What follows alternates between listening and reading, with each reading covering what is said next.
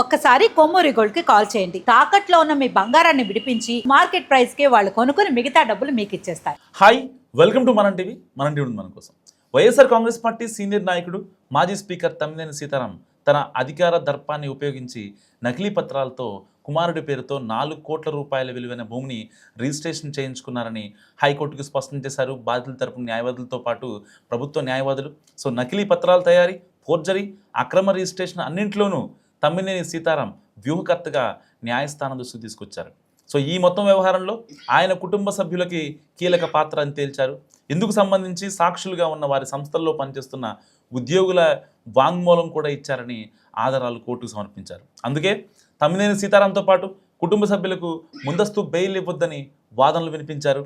అయితే హైకోర్టులో వాదనలు కొనసాగ్గా ఈ నెల 28 వరకు తీర్పును రిజర్వ్ చేశారు న్యాయమూర్తి. సో ఇలాంటి నేపథ్యంలో శ్రీకాకుళం నగరంలో 4 కోట్ల రూపాయల విలువైన భూమికి సంబంధించిన వివాదం నడుస్తుంది.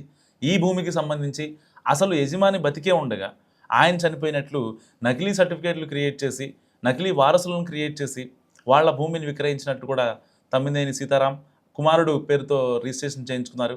ఆ భూమి యొక్క రిజిస్ట్రేషన్ కార్యాలయం పరిధిలో ఉంటే మరో రిజిస్ట్రేషన్ కార్యాలయంలో ఈ రిజిస్ట్రేషన్ అక్రమంగా జరిగినట్లు కూడా కోర్టు ముందు ఉంచారు.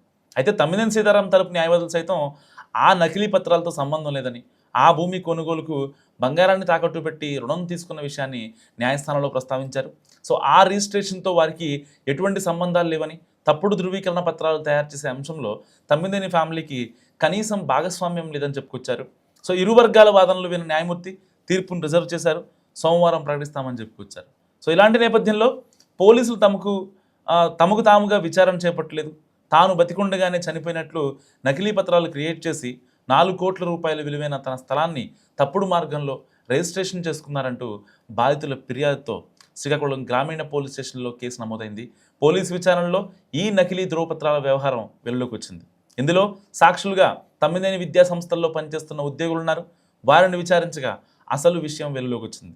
ఈ నకిలీ రిజిస్ట్రేషన్ వెనుక కర్త, కర్మ, క్రియ తమ్మినేని అని తేలిపోయింది. అయితే ఇంతకు ముందే తనపై ఉన్న కేసులను కొట్టివేయాలని కోరుతూ తమ్మినేని హైకోర్టులో క్వాష్ పిటిషన్ దాఖలు చేశారు. కానీ న్యాయస్థానం ఆ పిటిషన్ను కొట్టేసింది. ప్రస్తుతం తమ్మినేని కుటుంబంతో సహా అంతా పరారీలో ఉన్నారు. ముందస్తు బెయిల్ పొందే ప్రయత్నంలో ఉన్నట్లు అర్థమవుతుంది. అయితే అంతకంటే ముందే ప్రభుత్వం తరపు న్యాయవాది పూర్తి ఆధారాలతో సహా న్యాయస్థానం ముందు ఉంచారు. మరి ఎలాంటి తీర్పు వస్తుందో చూడాలి.